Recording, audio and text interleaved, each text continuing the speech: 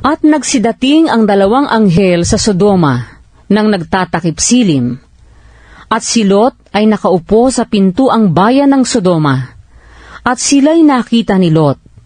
At nagtindig upang salubungin sila. At iniyukod ang mukha sa lupa. At nagsabi, "Ngayon nga, mga Panginoon ko, ipinamamanhi ko sa inyo na kayo'y magsiliko at magsipasok sa bahay ng inyong lingkod, at kayo'y matira sa buong magdamag, at maghugas ng inyong mga paa, at sa madaling araw ay magsipagbangon kayo at magpatuloy ng inyong paglakad." At kanilang sinabi, "Hindi, kundi sa langsangan mananahan kami sa buong magdamag." At kanyang pinakapilit sila, at sila'y nagsiliko, at nagsipasok sa kanyang bahay, at sila'y kanyang pinaghandaan, at ipinagluto ng mga tinapay na walang lebadura, at nagsikain. Datapwat bago nagsihiga, ang bahay ay kinulong ng mga tao sa bayan, sa makatwid bagay ng mga tao sa Sodoma, na mga binata, at gayon din ng mga matanda ng buong bayan sa buong palibot. At kanilang tinawagan si Lot, at sinabi sa kanya, "Saan na nga roon ang mga lalaking dumating sa iyo ng gabing ito? Ilabas mo sila sa amin upang kilalanin namin sila." At nilabas sila ni Lot sa pintuan, at isinara ang pinto sa likuran niya. At sinabi niya, "Ipinamamanhi ko sa inyo, mga kapatid ko, na huwag kayong gumawa ng ganiyang kasamaan.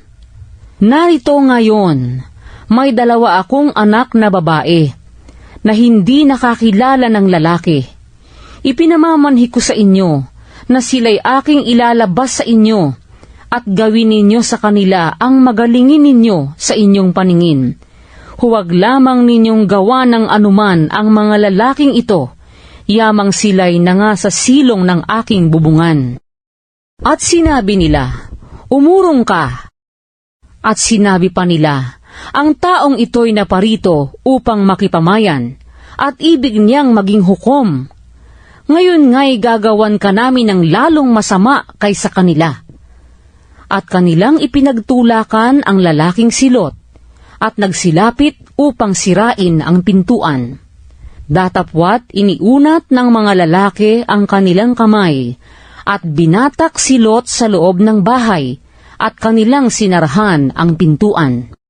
At ang mga taong nanga sa pintuan ng bahay ay mga pinagbulag nila, ang muntit malaki, anupat sila'y nangayamot sa paghahanap ng pintuan. At sinabi ng mga lalaki kay Lot, "Mayroon ka pa ritong kamag-anakan?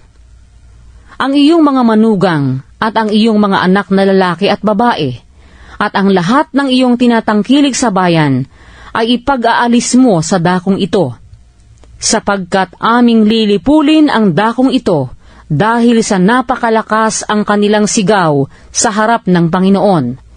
At kami ay sinugo ng Panginoon upang aming lipulin." At si Lot ay lumabas, at pinagsabihan niya ang kanyang mga manugang na nag-asawa sa kanyang mga anak na babae. At sinabi, "Magtindig kayo, magsialis kayo sa dakong ito, sapagkat gugunawin ng Panginoon ang bayan." Datapwat ang akala ng kanyang mga manugang ay nagbibiro siya. At nang umumaga, ay pinapagmadali ng mga anghel si Lot na sinasabi, "Magbangon ka, ipagsama mo ang iyong asawa at ang iyong 2 anak na babae na narito. Baka pati ikaw ay madamay sa parusa sa bayan." Datapwat siya'y nagluluwat. At hinawakan ng mga lalaki ang kanyang kamay, at ang kamay ng kanyang asawa, at ang kamay ng kanyang 2 anak na babae, sa habag sa kanya ng Panginoon, at siya'y kanilang inilabas, at siya'y kanilang inilagay sa labas ng bayan. At nangyari, na nang sila'y mailabas na nila, ay sinabi, "Itakas mo ang iyong buhay, huwag kang lumingon o humintuman sa buong kapatagan. Tumakas ka hanggang sa bundok, baka ikaw ay mamatay. At sinabi sa kanila ni Lot, huwag ganyan, Panginoon ko. Narito, ngayot ang lingkod mo ay nakasumpong ng biyaya sa iyong paningin, at pinakalaki mo ang iyong awang ipinakita sa akin sa pagliligtas ng aking buhay, at ako'y di makatatakas sa bundok, baka ako'y abutan ng sama at ako'y mamatay. Narito, ang bayang ito ay malapit takasan at maliit. O tulutan mong tumakas ako roon, di ba yao'y maliit at mabubuhay ako? At sinabi sa kanya, narito, sa bagay mang ito ay pinayagan din kita, na hindi ko gugunawin ang bayang iyong sinalita. Magmadali ka, tumakas ka roon, sapagkat wala akong magagawa hanggang sa dumating ka roon. Kaya't ang pangalang itinawag sa bayang yaon ay Zoar. Ang araw ay nakalitaw na sa lupa nang dumating si Lot sa Zoar. Nang maggagayoy, nagpaulan ang Panginoon sa Sodoma at Gomora ng asupre at apoy mula sa Panginoon na buhat sa langit. At ginunaw niya ang bayang yaon, at ang buong kapatagan, at ang lahat ng nangananahan sa mga bayang yaon, at ang tumutubo sa lupang yaon. Datapwat ang asawa ni Lot ay lumingon sa likuran ni Lot at naging haliging asin. At si Abraham ay sumampang maaga ng kinaumagahan sa dakong kinatayuan niya sa harap ng Panginoon. At siya'y tumingin sa dakong Sodoma at Gomora, at sa buong lupain ng kapatagan, at tumanaw, at narito, ang usok ng lupain ay napaiilang lang na parang usok ng isang horno. At nangyari, na nanggunawi ng Diyos ang mga bayan ng kapatagan, na naalaala ng Diyos si Abraham, at pinalabas si Lot mula sa gitna ng pinaggunawan, nang gunawin ang mga bayan na kinatitirahan ni Lot. At sumampa si Lot mula sa Zoar, at tumira sa bundok, at ang kanyang 2 anak na babae na kasama niya, sapagkat siya'y natakot na tumira sa Zoar. At siya'y tumira sa isang yungib, siya at ang kanyang 2 anak na babae.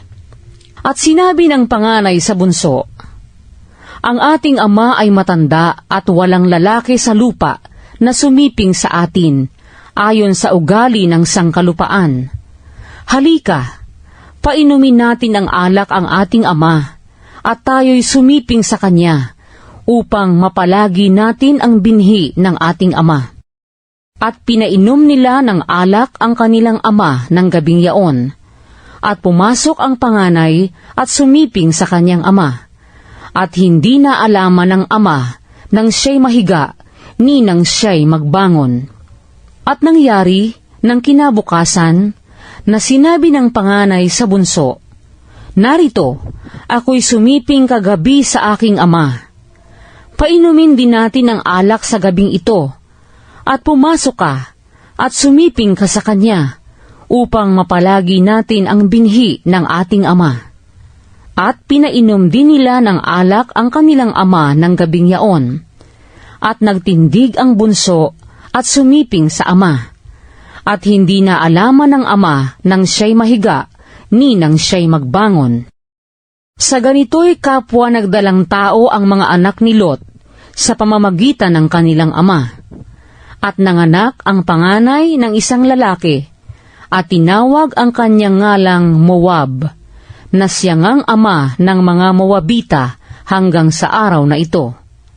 At ang bunso ay nanganak din ng isang lalaki, at tinawag ang kanyang pangalang Ben-Ami, na siyang ama ng mga anak ni Amon hanggang ngayon.